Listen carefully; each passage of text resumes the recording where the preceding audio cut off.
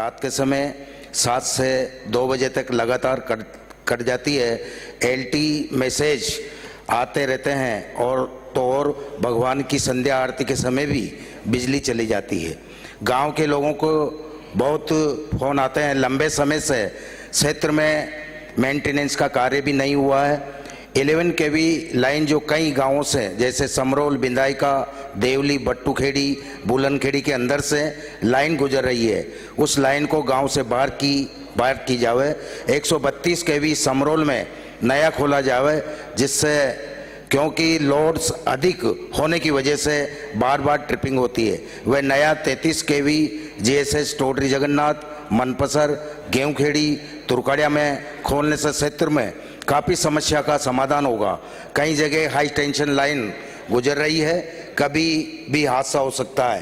क्षेत्र में बिजली से काफ़ी मौतें हुई है, उनको मुआवजा दिया जावे, कोई अनहोनी घटना ना हो सके, इसके लिए स्थायी समाधान किया जावे। मैंने कई बार उच्च अधिकारियों को अवगत कराया है कि बिजली की बहुत विकट समस्या है, उसका समाधान किया जावे। आपके माध्यम से मंत्री महोदय से निवेदन है कि कालीसिंध सुपर थर्मल प्लांट की इकाई बार बार खराब होने की वजह से क्षेत्र विद्युत समस्या बिगड़ जाती है और 132 kV ग्रिड सब स्टेशन समरोल में स्वीकृत किया जावे, ताकि क्षेत्र के लोगों को काफ़ी ज़्यादा फायदा होगा।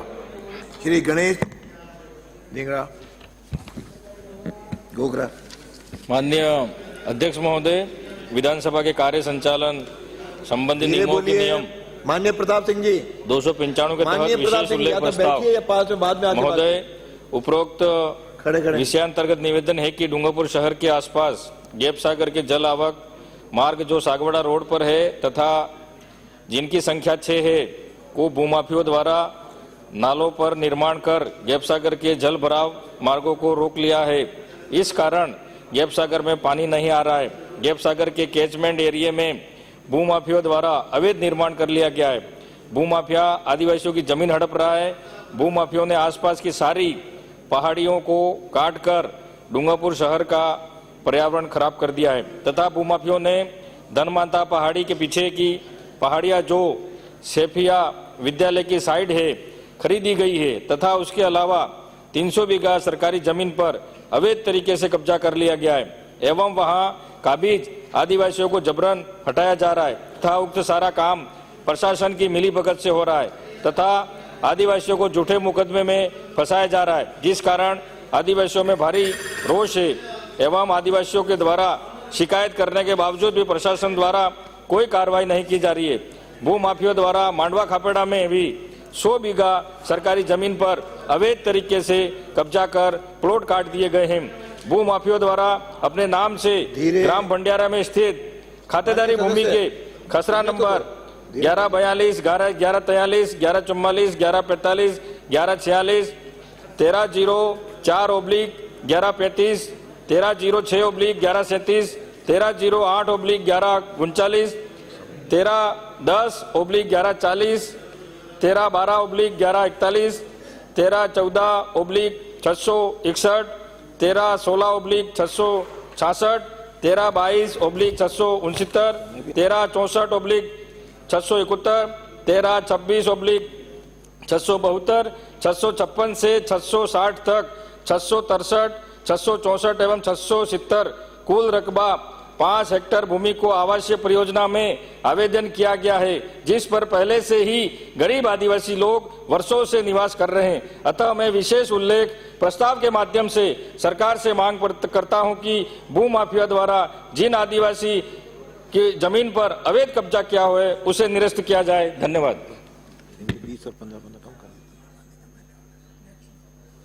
श्री स्वामी बाल मुकुंदाचार्य।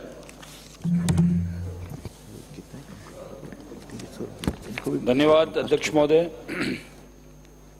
प्रक्रिया नियम 295 के तहत विशेष उल्लेख प्रस्ताव।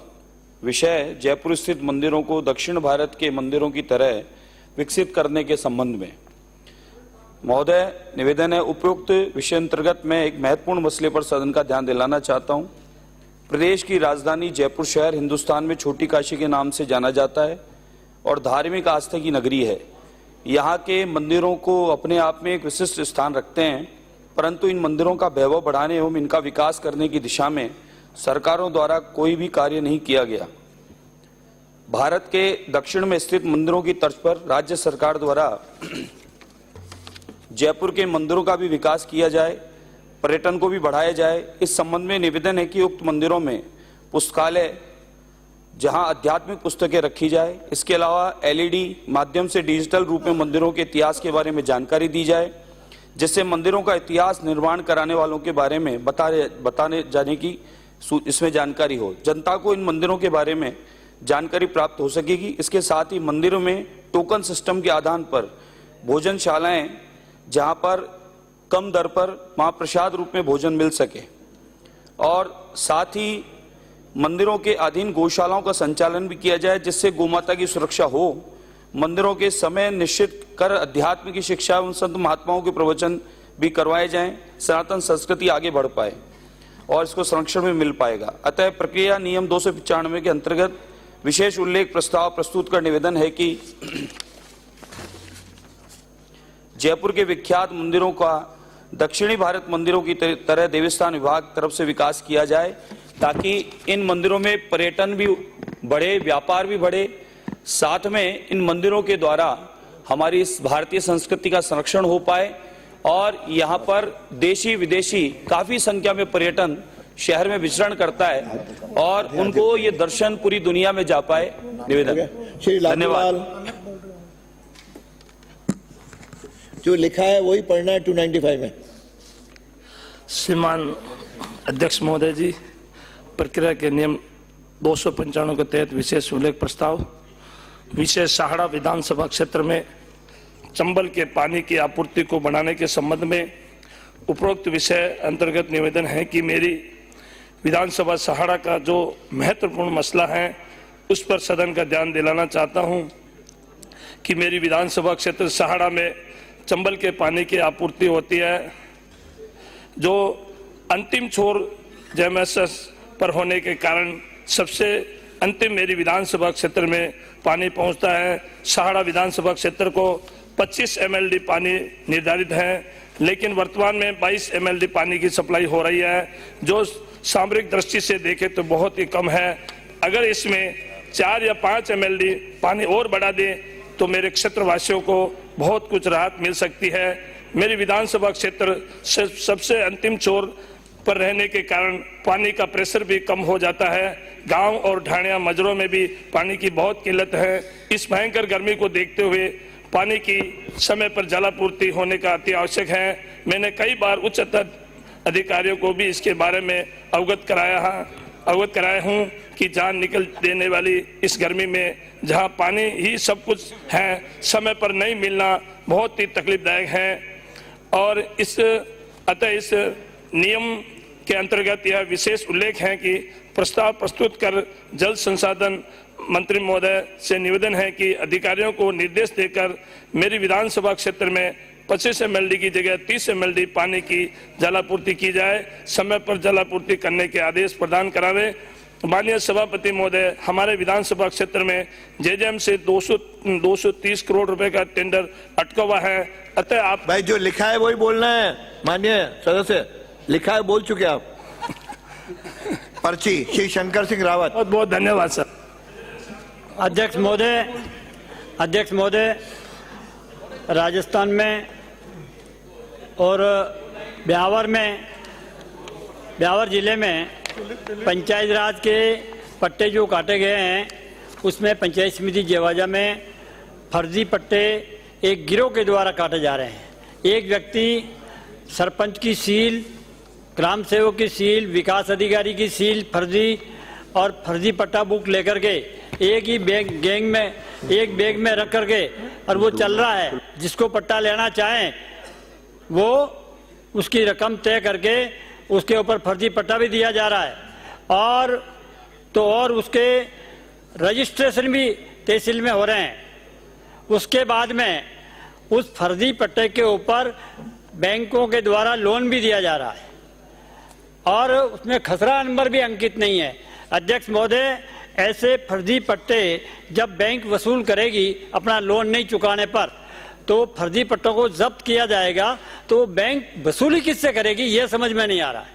इसलिए आपसे आग्रह है कि इस प्रकरण की त्वरित कार्रवाई करते हुए ऐसे मामलों में तुरंत कार्रवाई होनी चाहिए कि पिछली सरकार की टाइम सरकार ने ये फैसला लिया था पंचायतों के अंदर पट्टे अनाप शनाप जितने पट्टे चाहें तो पट्टे ले जाएं, लेकिन पिछली सरकार में 2 साल से वो कार्यकर्ता, कांग्रेस के कार्यकर्ता हाथ में बैग लेकर के और हजारों पट्टे काटे गए और उसमें उनके अधिकारी भी जो लगे हुए हैं आईएएस और आईपीएस अधिकारी तक उसमें लिप्त है और उस गैंगों को बचाने में लगी हुई थी।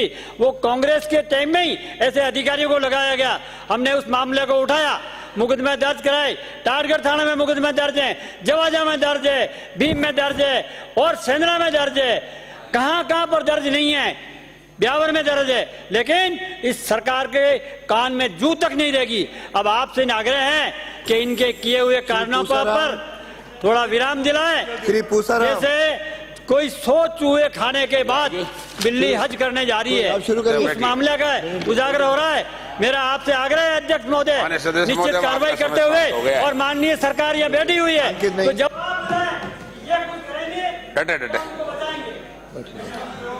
माननीय अध्यक्ष महोदय, मैं आपका ध्यान आकर्षित करना चाहता हूं कि मेरी विधानसभा क्षेत्र रतनगढ़ में 35 नव कर्मरत विद्यालय सीनियर सेकेंडरी स्कूल में कर्मरत हुए हैं। उनमें आज तक व्याख्याताओं के पद रिक्त क्रिएट नहीं किए गए। इसके अलावा जो पद क्रिएट किए गए सेकंड ग्रेड के, वो पद सारे खाली है। इसके अलावा मैं ये भी निवेदन करना चाहता हूं कि मेरी 2 ऐसी स्कूल है, जैसे सीनियर सेकेंडरी बालिका दसूसर और सीनियर सेकेंडरी बालक आलसर, जिनमें आज तक तीसरा सत्र चल रहा है, उसमें कोई भी पद सेकंड ग्रेड और सीनियर सेकंड ग्रेड का और लेक्चरर्स का पद स्वीकृत नहीं किए गए। माननीय मंत्री महोदय विराजमान है, तत्काल वहां स्टाफ की व्यवस्था की जाए, पद सर्जित किए जाए। और इसके अलावा मैं ये भी निवेदन करना चाहता हूं कि मेरे क्षेत्र में एक राजलदेसर तहसील है, ग्रामीण क्षेत्र से जुड़ी हुई, उसमें 4 साल से महाविद्यालय खुला हुआ है, बिल्डिंग बन चुकी है, तैयार उसमें कॉलेज चलती है, लेकिन 200 पद बच्चों के लिए 200 सीटें हैं, 438 आवेदन आए हुए हैं। लगातार बच्चे चक्कर काट रहे, ग्रामीण क्षेत्र के बच्चे कहाँ जाएं, इसलिए वहां 200 पद और कायम किए जाए, जिसमें 200 सीटें कायम की जाए, जिसमें बच्चों को एडमिशन दिया जा सके। और वहां मात्र एक आर्ट है, वहां साइंस या और विज्ञान और इसके अलावा वाणिज्य संकाय खोला जाए, ताकि आसपास के इलाके के ग्रामीण क्षेत्र के छात्रों को और कस्बे के छात्रों को दूर दराज में नहीं जाना पड़े। मैं आपसे पुनः शिक्षा मंत्री जी निवेदन करना चाहता हूं कि तत्काल एक कार्रवाई की जाए। रोज वहां तालेबंदी होती है, वहां झगड़े होते हैं और प्रशासन का समय खराब होता है, इसलिए व्यवस्था का आदेश 1 सप्ताह में जारी किए जाने के। माननीय अध्यक्ष महोदय, धन्यवाद। जय हिंद, जय भारत। माननीय अध्यक्ष महोदय, मैं जिस क्षेत्र से आता हूं उस क्षेत्र में न तो कुओं में पानी है पीने योग्य, न उन तालाबों में पानी है पीने योग्य, और ऐसे इलाके से जहां पानी की इतनी किल्लत है, वहां हालत यह है कि टैंकरों से पानी सप्लाई होता है। वो टैंकरों के लिए राज्य सरकार में तो 133 रुपए जमा होते हैं, मात्र 133 रुपए, और वो टैंकर बिकते हैं 800 रुपए से लगा के 1000 रुपए 2200 रुपए तक टैंकर बिकते हैं। पानी का एक टैंकर, पीने योग्य पानी का टैंकर वाटर वर्क से 133 रुपए में भर के 2200 रुपए तक में बिकता है, 800 रुपए दूरी के हिसाब से बिकता है, तो बड़ी दयनीय स्थिति है। दूसरा, अवैध कनेक्शन है मेन लाइनों पे। उन मेन लाइनों पे जो अवैध कनेक्शन है, वो अवैध कनेक्शन जो बड़े बड़े लोग हैं, जो काबिल लोग हैं या जो अप्रोच वाले लोग हैं, उनके तो कनेक्शन काटे नहीं जाते, और गरीब लोगों के, शेड्यूल कास्ट के और गायों के जो अवाड़ हैं, उन अवाड़ों के कनेक्शन काटे जाते हैं। और जो प्रोटेक्शन मिलता है, जो जिनके कनेक्शन नहीं काटे जाते हैं, वो उन अफसरों को पैसे देते हैं। अफसरों की हालत ये है, माननीय अध्यक्ष महोदय, मैं जल्द पीएचडी मंत्री का ध्यान आकर्षित करना चाहूंगा, वही आदमी जेईएन उसी जगह पे, वही आदमी एईएन वो उसी जगह पे, वही आदमी एक्शन कोई भी गवर्नमेंट आई, चाहे कांग्रेस की गवर्नमेंट आई तो भी यही हाल है, बीजेपी की गवर्नमेंट आई तो भी ये हाल है। तो ये क्या व्यवस्था है? कोई व्यवस्था समझ में तो आनी चाहिए कि भाई जेईएन भी वहीं पे, एईएन भी वहीं पे, एक्शन भी वहीं पे, और कोई भी सरकार आई, कोई भी पार्टी की सरकार आई तो वो आदमी वहीं पे है। माननीय अध्यक्ष महोदय, दूसरा मैं निवेदन करना चाहता हूं कि जोधपुर से रोहित पाइपलाइन बिछी हुई है, वो पाइपलाइन 25 साल 27 साल तक जैसलमेर में जमीन में गड़ी रही। वो फिर पाइपलाइन आई पाली जोधपुर से रोहित के लिए। वो पाइपलाइन इतनी जीर्ण शीर्ण अवस्था में थी कि उस पाइपलाइन को रिपेयर हो नहीं सकती थी, लेकिन उस पाइपलाइन को रिपेयर कराने के लिए करीब 1 करोड़ रुपए राज्य सरकार से लिया गया, और उस 1 करोड़ रुपए के बावजूद भी वो पाइपलाइन, जीर्ण शीर्ण पाइपलाइन सही नहीं हुई, और आखिर वो लोगों को वहां जोधपुर जिले से, कुड़ी से और बाड़मेर जालोर जिले से बादराजुंग की ढाणी से पानी लाना पड़ा। तो माननीय अध्यक्ष महोदय, मैं आपके मार्फत से निवेदन करना चाहता हूं कि जो अवैध कनेक्शन है, उन अवैध कनेक्शनों को काटने के लिए भी कोई एक पॉलिसी बनाई जाए। दूसरा मेरा निवेदन है कि जानवर, जितने जनसंख्या मानव इंसानों की है उससे कुछ कम संख्या जानवरों की है, लेकिन जानवरों के पीने के लिए पानी के लिए कोई भी मात्रा सुनिश्चित नहीं है। तो जानवरों के पीने के पानी के लिए भी एक कोई मात्रा सुनिश्चित की जाए ताकि उस हिसाब से जानवरों के पीने माननीय अध्यक्ष महोदय जा सके। धन्यवाद। चित्तौड़गढ़ जिला डार्क जोन में रख रखा है, वहाँ काफी उद्योग भी है, सीमेंट फैक्ट्रियों का हब है, हिंदुस्तान जिंक है, मार्बल इंडस्ट्री का काफी लंबा चौड़ा एरिया है, और पहले पानी की कमी थी और डार्क जोन में था, कोई दिक्कत नहीं, पर आज चित्तौड़गढ़ जिले में काफी पानी है और नए उद्योग भी काफी लगाना चाह रहे हैं, पर वाटर डार्क जोन में होने के कारण नए उद्योग नहीं लग पा रहे हैं। आज वहां बोर कोई करते हैं, बोर की सेक्शन लेनी पड़ती है अधिकारियों से, ट्यूबवेल का बोर करते हैं 300 फीट तक ही करना पड़ता है, कोई हेडपंप का 200 फीट तक ही होता है। इसलिए माननीय अध्यक्ष महोदय, इसका मंत्री जी से जवाब भी दें, इसका रिव्यू भी करवाएं, क्योंकि वाटर लेवल वहां का काफी बढ़ गया है, उसको वापस रिव्यू कराने की कृपा करवाएं। वाटर टेबल शिफ्ट हो गए हैं, भौगोलिक कारणों के वैज्ञानिकों को बताते हैं कि पूर्व दक्षिण पश्चिम में शिफ्ट हो गया है, और माननीय अध्यक्ष महोदय, इसका चित्तौड़गढ़ जिले में डार्क जोन की वजह से काफी नुकसान उद्योगपतियों को हो रहा है, वहां के किसानों को भी हो रहा है, और वहां सब लोगों को हो रहा है। इसलिए मंत्री जी से जवाब भी दिलाएं और इसको रिव्यू करवाने की कृपा कराएं। धन्यवाद। मंत्री महोदय जवाब दे दें, साहब, दे 2 मिनट साहब, रिव्यू का जवाब दे रहे हैं, दिला दो सर, 1 मिनट का समय भी बाकी है सर, दिलवा दे सर, दिलवा दे सर, दिलवा दे।